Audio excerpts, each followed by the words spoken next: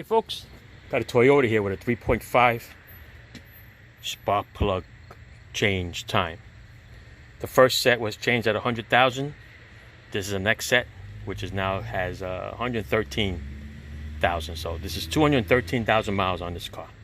All right, we're going with NGKs, Iridium plugs, and check this out. Over 100,000 miles. Look at the gap on the plugs. Okay. The gap we're looking at between this little point here and this electrode over here, between electrode and this ground. See the gap? See how big it is there? See how small it is there? This is the front view. Look at the gap here. And look at the little gap there. Okay?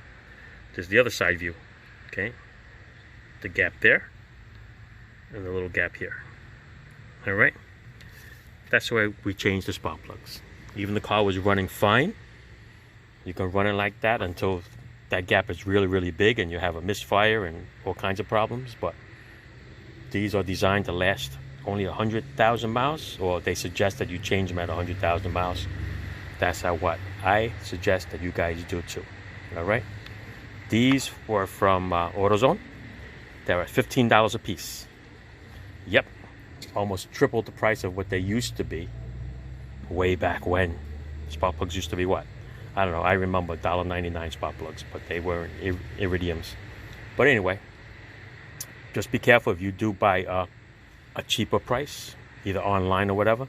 There's a lot of bootleg ones out there, right? So make sure that the coloring, the ink here, is correct. Okay, because I think the bootleg ones are darker. The factory ones are lighter. And there's also a little code over there. See on the side there? There's a little code right there on the hex. Supposedly you can go online with NGK and verify that that is the correct code for legitimate spark plugs.